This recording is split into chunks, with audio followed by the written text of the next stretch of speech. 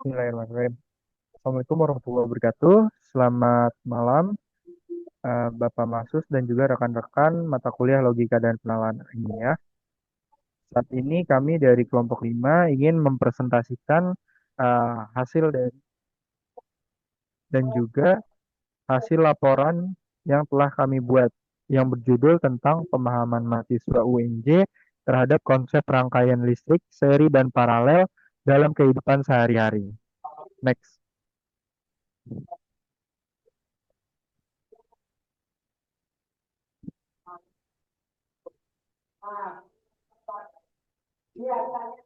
Ya, Sebelum masuk ke pendahuluan, izin kami memperkenalkan diri terlebih dahulu. Kami dari kelompok 5 terdiri dari saya sendiri, Farhat Erlangga, lalu ada Gulam Rosul, dan juga ada Farhan Ansori. Selanjutnya, masuk ke pendahuluan.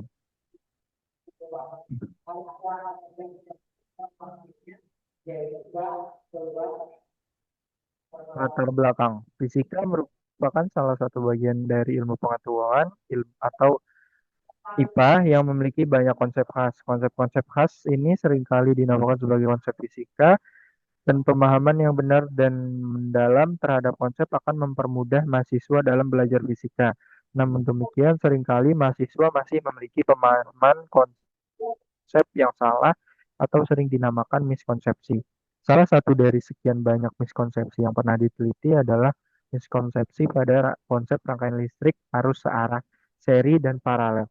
Sebenarnya khusus bagi mahasiswa, konsep rangkaian seri dan paralel untuk arus searah sudah pernah mereka pelajari sejak berada di SD, SMP, dan SMA. Hasilnya ini kemungkinan besar karena mahasiswa memperoleh pemahaman yang salah dan bertahan sejak tingkat satuan pendidikan sebelumnya. Next. nah, baik. Di sini saya akan melanjutkan yaitu ada identifikasi masalah. Yang pertama ada miskonsepsi mahasiswa atau mahasiswi pada konsep rangkaian listrik arus searah, seri, dan paralel. Yang kedua, kurangnya evaluasi pemahaman mahasiswa atau mahasiswi oleh para pengajar. Yang ketiga, keterbatasan pendekatan praktikum atau eksperimen secara langsung. Nah, tujuan penelitian tersebut yang pertama yaitu mengidentifikasi miskonsepsi mahasiswa atau mahasiswi pada konsep rangkaian listrik, seri, dan paralel. Yang kedua, menganalisis perbedaan signifikan pemahaman konsep antara mahasiswa atau mahasiswi. Yang ketiga, mengukur efektivitas eksperimen atau praktikum dalam mengurangi miskonsepsi mahasiswa atau mahasiswi. Next. Baik, selanjutnya ada metodologi.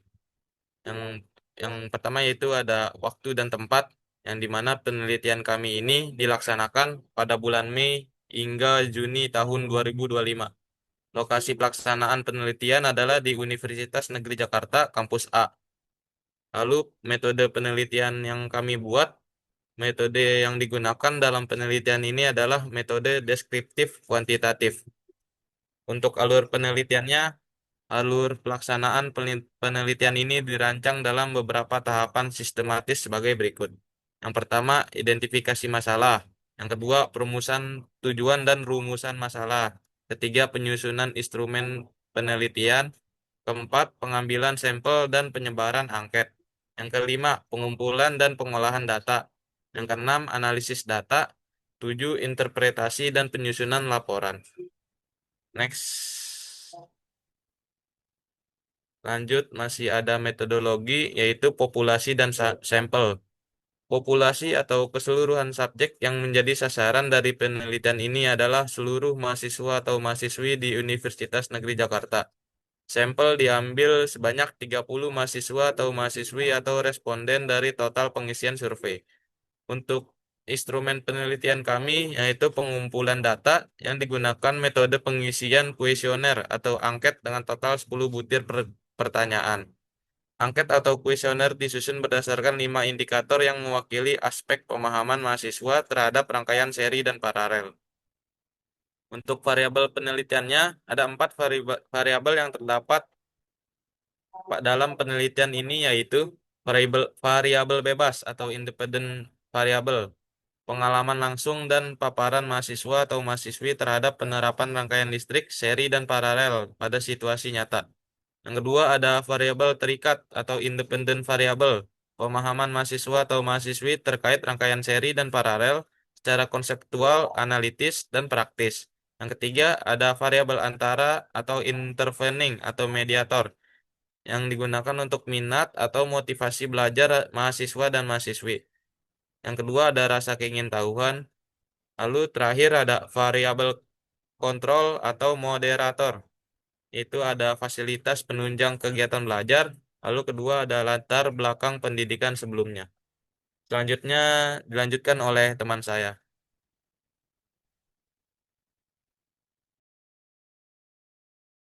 Baik, untuk selanjutnya masih dalam metodologi. Yang pertama itu ada teknik pengolahan data. Data yang diperoleh dari hasil angket yang telah diisi oleh responden, kemudian dianalisis secara statistik deskriptif. Berikut ini ada perhitungan skor rata-rata indikator. Skor rata-rata tiap pernyataan dalam satu indikator dijumlahkan, kemudian dibagi dengan jumlah pernyataan.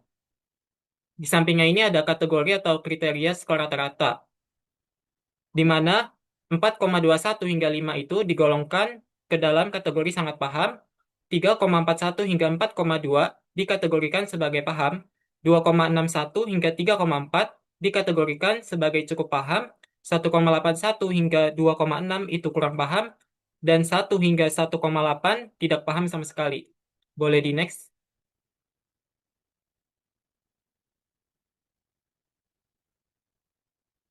Baik, jadi setelah data diolah, maka didapatkan hasil penelitian yang kemudian diinterpretasikan dalam diagram batang berikut ini. Di sini ada 5 indikator. Yang pertama itu ada pemahaman konseptual, mendapatkan skor rata-rata 4,48 atau sangat paham.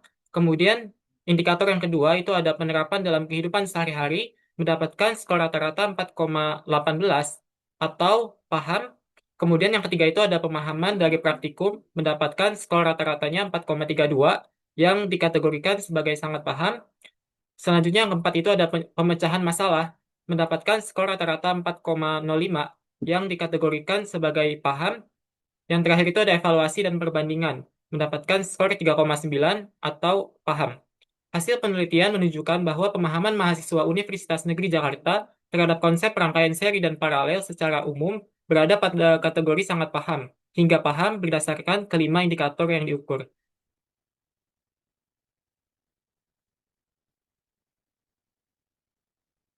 Baik, untuk kesimpulan dari penelitian ini, bahwasanya mahasiswa Universitas Negeri Jakarta bisa disimpulkan bahwa sebagian besar mahasiswa sudah memahami konsep rangkaian listrik seri dan paralel dengan cukup baik. Hal ini terlihat dari tingginya skor pada indikator pemahaman konseptual, yang berarti bahwa mahasiswa sudah akrab dan paham dengan teori dasarnya. Selain itu, kegiatan praktikum ternyata sangat membantu mahasiswa dalam memahami materi karena mereka bisa langsung melihat dan merasakan bagaimana rangkaian itu bekerja. Walaupun secara umum hasilnya positif, kemampuan mereka dalam mengevaluasi dan menganalisis masih perlu ditingkatkan. Jadi meskipun mereka sudah tahu teorinya, belum tentu mereka bisa langsung menerapkannya dengan tepat. Inilah yang menjadi catatan penting dari penelitian ini. Mungkin cukup sekian dari saya. Untuk selanjutnya saya kembalikan ke moderator.